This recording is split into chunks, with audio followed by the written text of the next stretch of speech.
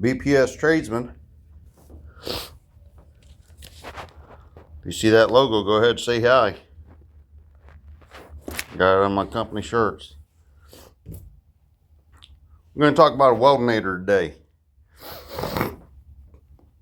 In this credit, I need to go out to the Old Iron Finder. I seen him on YouTube. He was talking about a Lease Neville. And he said it was like 140 or 160 amp alternator. So I had to do some research, y'all. He showed me this dust cover and his plastic. Now to turn this into a Weldenator. Positive, negative. It's the same thing, okay? Now, everybody says they can't find much information on these. And this goes out there, like I said again, the Old Iron Finder on YouTube channel. He built one of these, worked it for a couple years. Looked like a mini pipeliner. Cool little thing. Here it is, the unreveal. That is the part number here, folks. Look at that, 6,000 RPM, 220 amps. And he said, well, even with, what was that, the regulator on there, there wasn't much adjustment. Look how it spikes up. See how fast that ramps up? So you're going to have to turn down your engine idle speed if you have something there to get her down there. Ripple current leak, 34 amps, right? It says 220 max. Here's part number on the side of the box. Here's a company that I bought mine from. I'm sure you can find more of these online. Now this particular company, I guess they're having a sale of some sorts, because I found it over here, Rock Auto. And if you need a reference, it's not this one.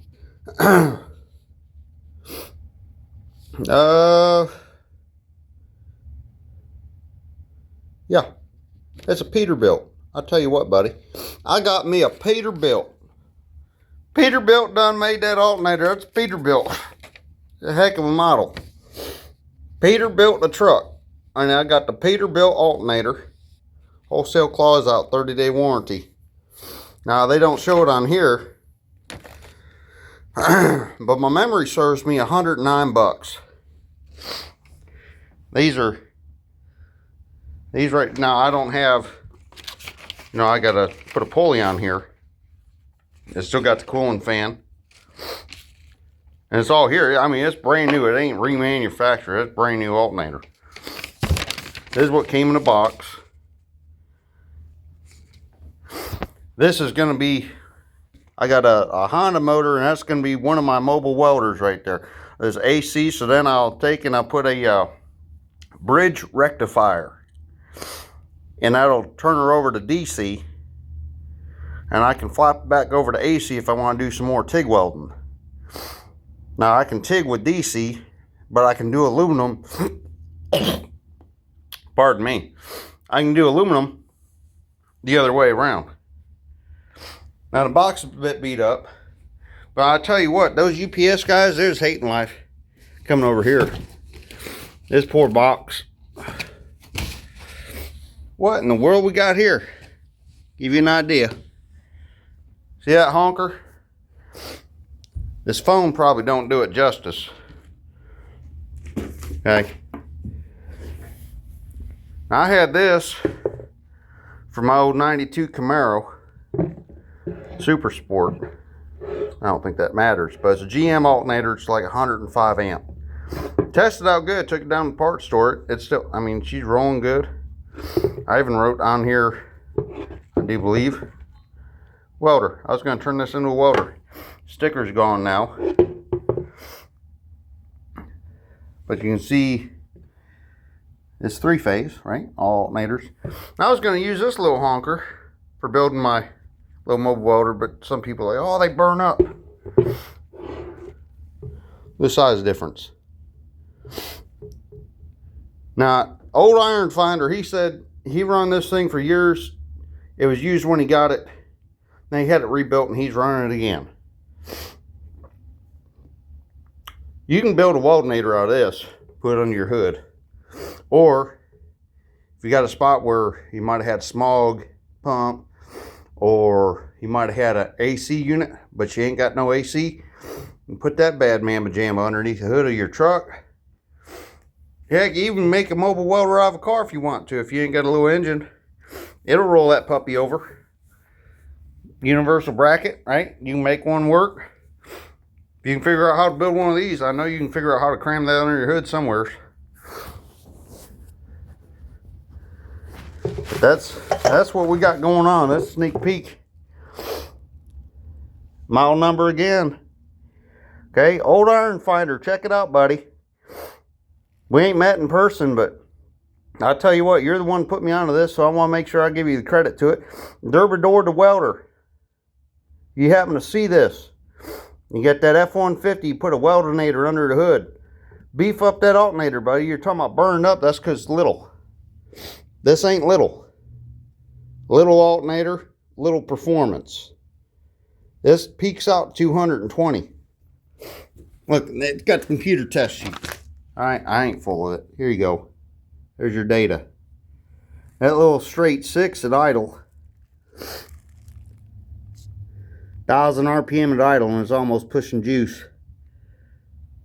Turns on, alternator output, 1,800. 1,800 RPM, you're already at 100 amps. Derby-door, got it for you right here, buddy. You want to beef it up? And you guys can go and spend all your hard-earned money breathing in fumes and dust and aluminum oxides and get the big blue or the big red. I'm not dogging them. I love those guys. I was raised up. That's what you got to get, man. You want to be the pro. You got to get the big red, the big blue. Some people, we want to get a little bit of a bargain. Economy's already taxing us and everything we got. We're out here cranking away and wrenching and welding real hard to get our livelihood going. I think this retails about $300, $375 new. You can get them rebuilt. Buy it once, be done. Mobile welder, right? Peaking out 220 amps. Now I already got a Honda motor, and I got electric start coming for her. If I didn't have that, because it was off an old trash pump, and shout out to Dakota, seen him working on the F-250 with me. I got that Honda motor from him some years back. Had to clean the carburetor up, but I know it runs, and that's what I'm going to have pushing this. Now, if I had started all over again, because I bought this off the box store, you can see, here's another one. I bought their stock out. Sorry, fellers. This is the last one I seen on the shelf, so I bought the sucker. They might get more in, but it was a closeout. With as big as that is, if I wanted to idle it down low, because remember now, this is a Peterbilt, buddy. I mean, who likes the big red and the big blue? I know we like big red, big blue, but who out there gonna say you don't know what a Peterbilt semi-truck is? This alternator right here, this come from Peterbilt. This was designed for a Peterbilt. That's a bad mamma jamba, buddy. Peterbilt. You got you the Peterbilt engineered Weldenator going on your homemade mobile welding unit. And if you see BPS TRADESMAN out, ask them. Because one of our rigs out there, we're going to be sporting this as our powerhouse. Now, you get a Champion. You get a Hobart 145, right? Well, you 2,400 bucks. I got like 100 in my engine parts on Honda, 120 on this. The Rheostat's going to be about $100 for a welder rheostat, brand new. And then I'm going to get the bridge rectifier. I was going to get 200 amp, but this peaks at 220, so I think I'm going to get 250. I might run it in parallels, do 2 of them, because these have ripple current. That's what everybody complains about, that when you're welding on a Weldenator. Okay, you got the Weldenator going, she'll squeal. And it's not the belt slipping, it's just the pitch of it annoys some people. You can do 1 bridge rectifier, you can do 2 in a parallel, and it cleans it up. And then put a capacitor in there, and that'll, I believe it's called capacitor. Yeah, buddy. I'll keep you posted. But get you that Peterbilt alternator, baby.